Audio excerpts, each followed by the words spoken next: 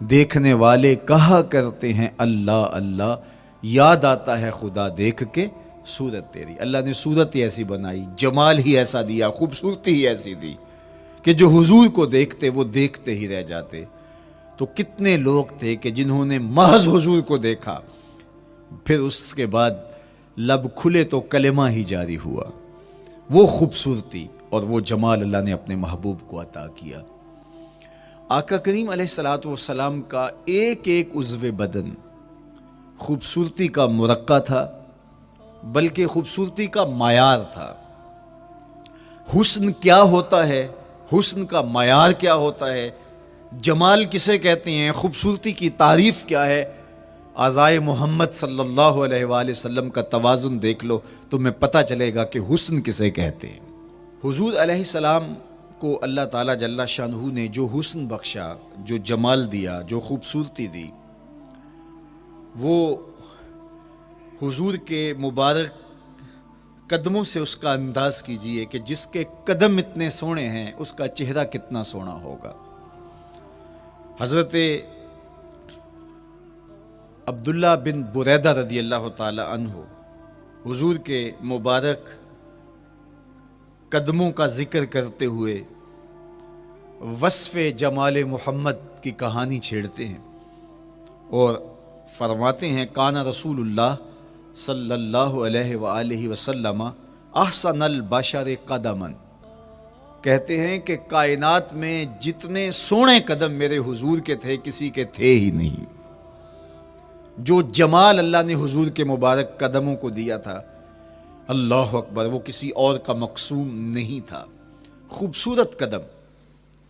اور حضرت انس رضی اللہ تعالیٰ عنہ، حضرت ابو ہریرہ رضی اللہ تعالیٰ عنہ، اور حضور کے وصاف ہیں حضرت ہند بن ابی حالہ رضی اللہ تعالیٰ عنہ، یہ حضور کا حلیہ بیان کرتے ہیں۔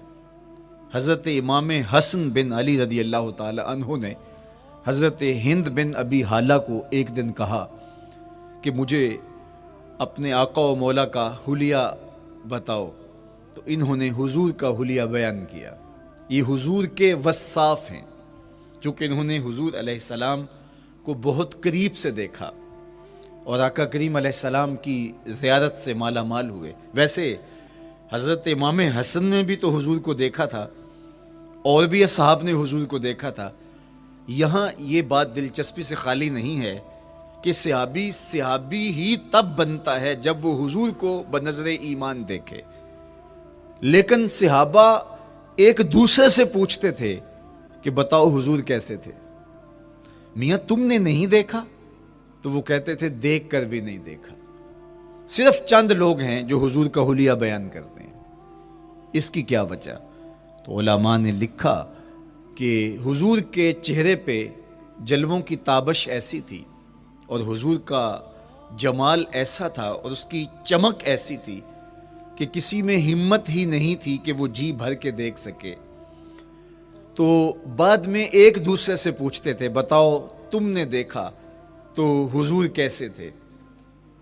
اگر ان لوگوں کی تعداد میں آپ کو بتاؤں تو 3 درجن سے زیادہ نہیں ہوگی جو حضور علیہ السلام کے وصاف ہیں، حضور کے حلیہ نگار ہیں، جو آقا کریم علیہ الصلوۃ والسلام کی صورت کا نقشہ بیان کرتے ہیں۔ دیکھا 1,24,000 اصحاب نے ہے، لیکن جو وصف بیان کرتے ہیں، شمائل رسول کو بیان کرتے ہیں، ان کی تعداد 3 درجن سے زیادہ نہیں ہے۔ اور یہ بھی وہ لوگ ہیں جنہوں نے حضور کو بچپن میں دیکھا، جنہوں نے حضور کو سوئے ہوئے دیکھا، حضور کو بہت قریب سے دیکھا۔ حضور علیہ الصلوۃ والسلام کے پاس ان کا آنا جانا بہت زیادہ تھا، اس طرح انہوں نے حضور علیہ السلام کو دیکھا۔ حضرت حسان بن ثابت رضی اللہ تعالی عنہ فرماتے ہیں کہ میں جو حضور کا حلیہ بیان کرتا ہوں تو اس کا سبب یہ ہے کہ میرے پاس حضور کو دیکھنے کا ایک طریقہ آ گیا تھا۔ فلما نظرت الى انوارہ فودعت کفی علی عینی خوفا من ذہاب بصری، کہا کہ جب میں حضور کو دیکھتا تھا تو اپنی آنکھوں پر انگلیاں رکھ کے انگلیوں کی اوٹ سے دیکھتا تھا کہ حضور کے جلووں کی چمک سے میری آنکھوں کی بینائی نہ جاتی رہی۔ یہ کون کہہ رہے ہیں؟ حضرت حسان بن ثابت رضی اللہ تعالیٰ عنہ۔ اور آپ جانتے ہیں حضرت حسان بن ثابت رضی اللہ تعالیٰ عنہ شاعر ہیں، اور شاعر حسن دیکھنے میں بڑا دلیر ہوتا ہے، اور یہ حسن بھی ابھی پوشیدہ ہے، 70,000 بشریت کے پردے ڈالے گئے ہیں۔ اگر یہ حسن بے نقاب ہوتا تو کوئی جلووں کی تاب ہی نہ لا سکتا۔ یہی بہتر ہے کہ وہ پردے میں رو پوش رہے، وہ اگر پردہ اٹھا دے تو کسے ہوش رہے، کس کی ہمت تھی۔ اب چھپا ہوا مستور حسن بھی اگر دیکھتے ہیں تو آنکھوں پہ انگلیاں رکھ کے دیکھتے ہیں، اور بیان کرنے والوں کی تعداد میں نے عرض کی کہ 3 درجنوں سے زائد نہیں ہے۔ تو یہ وہ لوگ ہیں جنہوں نے حضور کو دیکھا۔ اب امام حسن پوچھ رہے ہیں حضرت ہند بن ابی حالہ رضی اللہ تعالی عنہ کو کہ آپ نے حضور کو دیکھا تو مجھے بتائیے میرے نانا کا جمال کیسا تھا۔ تو حضرت ہند بن ابی حالہ نے حضور کا حلیہ بیان کیا۔ تو جب حضور کے قدموں کی کہانی انہوں نے بیان کی تو حضرت ہند بن ابی حالہ نے کہا کان نبیو صلی اللہ علیہ وآلہ وسلم شسن القدمین والکفین، حضور علیہ السلام کے مبارک قدم اور حضور کی ہتھیلیاں پر گوشت تھے۔ یہ حضور علیہ السلام کے مبارک قدموں کا جمال بیان کرتے ہیں۔ اللہ اکبر۔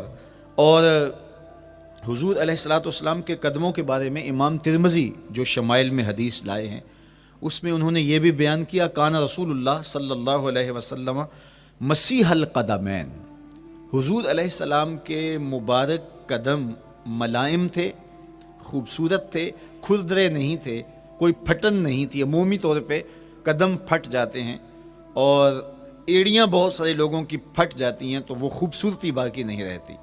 تو وہ کہتے ہیں کہ حضور مسیح القدمین تھے، اور جب آقا کریم علیہ الصلوۃ والسلام کے مبارک قدموں پہ پانی ڈالا جاتا تو وہ ڈھل کے نیچے چلا جاتا۔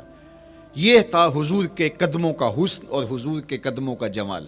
اچھا، آقا کریم علیہ السلام کی جو مبارک ایڑیاں تھیں وہ زیادہ پر گوشت نہیں تھی، ان کے اوپر گوشت زیادہ نہیں چڑھا تھا، اس لیے کہ ایڑیوں کا زیادہ پر گوشت ہونا ایڑیوں کے حسن کو زائل کر دیتا ہے۔ حسن کا مرقع ہی جمال مصطفیٰ ہے، تو اس لیے اللہ نے ایک ایک عضو کو تراش کر کے بنایا ہے، بلکہ پوچھ پوچھ کے بنایا ہے۔ جس طرح حسان بن ثابت رضی اللہ تعالی عنہ کہتے ہیں کأنک قد خلقت کما تشاء، محبوب مجھے تو یوں لگتا ہے جس طرح آپ کے رب نے آپ کو آپ سے پوچھ کے بنایا ہے کہ محبوب بتاؤ کہ میں آپ کے اعضاء کو کیسے توازن اور کیسے حسن اور کیسے جمال دوں۔ تو حضور کی مبارک ایڑیاں یہ پرگوشت نہیں تھیں، باقی حضور کے پاؤں پرگوشت تھے اور کوئی پھٹن نہیں تھی، بالکل نرم گداس اور بالکل جو ہے وہ ملائم تھے، اور جب پانی ڈالا جاتا تو پانی ڈھل کے نیچے 1 سیکنڈ میں آ جاتا۔ یہ اللہ نے محبوب کو حسن دیا۔ حضرت ہند بن ابی حالہ نے کہا کہ حضور کے مبارک تلوے جو تھے وہ درمیان سے اٹھے ہوئے تھے، ایڑیوں سے لے کر کے انگلیوں تک یہ تلوہ کہلاتا ہے، جو اس کا نچلا حصہ جو زمین سے مس کرتا ہے، اور اس میں جو درمیان والا حصہ ہے یہ اٹھا ہوا ہو اور بالکل پاؤں سیدھا نہ ہو تو یہ پاؤں کا حسن ہے۔ پاؤں کا بالکل سیدھا ہو جانا یہ پاؤں کے حسن کو زائل کر دیتا ہے۔ اس میں تھوڑا سا خم ہو، جب چلے تو انگلیاں اور پنجے کا جو ہے وہ آگے والا حصہ زمین پہ لگے اور ایڑی لگے، اور درمیان والا حصہ زمین پہ نہ لگے، تو یہ حسن ہوتا ہے کسی کے پاؤں کے تلوے کا۔ اللہ نے محبوب کے مبارک قدم کی پشت کو بھی حسن دیا، حضور کے تلووں کو بھی حسن دیا، حضور کی ایڑیوں کو بھی حسن دیا۔ سائل الاطراف، حضور کی مبارک انگلیاں قدرے لامبی تھی، اور یہ حسن ہوتا ہے۔ انگلیاں چھوٹی ہوں، ان کا قد پست ہو تو پاؤں کی خوبصورتی دکھائی نہیں دیتی، لیکن اللہ نے اپنے محبوب کی انگلیوں کو بھی ایک لمبائی عطا کر کے اس کو بھی ایسا جمال دیا تھا، یار جو پاؤں کو دیکھتا رہے وہ پاؤں کو ہی دیکھتا رہ جائے۔ اللہ اکبر۔ اچھا، بعض احادیث میں آتا ہے کہ حضور علیہ السلام کے مبارک تلوے جو ہیں لیس لہا اخمس، یہ لفظ ہیں کہ وہ اخمس نہیں تھے، یعنی وہ درمیان سے اٹھے ہوئے نہیں تھے۔ تو اس کا کیا مطلب ہے؟ یہ حضرت ابو ہریرہ رضی اللہ تعالیٰ عنہ سے جو مروی روایت ہے اس میں یہ ہے لیس لہا اخمس، اور حضرت ہند بن ابی حالہ سے جو حضور کے مبارک تلووں کا حسن بیان کیا گیا ہے تو اس میں یہ بیان کیا گیا ہے کہ حضور علیہ الصلوۃ والسلام کا مبارک قدموں کا تلووں کا حسن یہ تھا کہ وہ درمیان سے تھوڑے سے اٹھے ہوئے تھے اور یہ خوبصورت پاؤں کا جمال ہوتا ہے۔ تو ان دو چیزوں میں علماء نے تطبیق کی ہے۔ اللہ ان علماء کی قبروں پر رحمت نازل کرے جو حضور کے حسن پہ، حضور کے جمال پہ گفتگو کرتے رہے، اور ایک ایک عضو پر انہوں نے کئی کئی صفحات لکھے اور کتابیں انہوں نے تحریر کی حضور کے جمال پر۔ اب حضرت ہند بن ابی حالہ رضی اللہ تعالی عنہ، انہوں نے تو حضور کو گھر میں دیکھا تھا، یہ حضرت خدیجۃ الکبریٰ رضی اللہ تعالی عنہا کے فرزند تھے ابو حالہ سے۔ اب انہوں نے تو دیکھا، اب حضور لیٹے ہیں تو انہوں نے حضور کے پاؤں کو دیکھا کہ درمیان میں ہلکا سا خم ہے اور یہ پاؤں کا جمال ہے۔ اب حضرت ابو ہریرہ رضی اللہ تعالی عنہ نے جو حضور کے پاؤں کو دیکھا تو یہ اندرون خانہ کا دیکھنا نہیں تھا، تو انہوں نے کیسے دیکھا؟ تو حضرت ابو ہریرہ سے مروی ایک روایت سے سمجھ آتی ہے کہ انہوں نے جو کہا کہ لیس لہا اخمس، کہ ان کے مبارک تلوے درمیان سے اٹھے ہوئے نہیں تھے بلکہ بالکل برابر تھے، تو اس کا کیا مطلب ہے؟ تو حضرت ابو ہریرہ سے ایک روایت مروی ہے، وہ فرماتے ہیں کہ جب حضور علیہ السلام کسی چٹان کے اوپر چلتے تو حضور علیہ الصلوۃ والسلام کا وہاں قدم پڑتا تو وہ اس چٹان کے اندر حضور کا قدم گھس جاتا، وہ موم کی طرح چٹان نرم ہو جاتی۔ اس طرح زمین پر بھی حضور چلتے تو مبارک پاؤں کا جو نشان قدم ہے وہ پورا دکھائی دیتا۔ تو حضرت ابو ہریرہ رضی اللہ تعالیٰ عنہ اس سے یہ سمجھے کہ حضور کے تلوے جو ہیں وہ برابر ہیں۔ تو علماء نے اس پر گفتگو کی ہے۔ ایک تو حضور جب چلتے تھے تو آقا کریم پورے زور سے قدم زمین پہ رکھتے تھے اور اس وقار سے چلتے تھے کہ جس طرح حضور اونچائی سے نیچے کی طرف اتر رہے ہوں۔ تو جب پاؤں کو جما کر کے زور سے رکھا جائے تو پھر جو ہے وہ نشان نیچے پڑتا ہے۔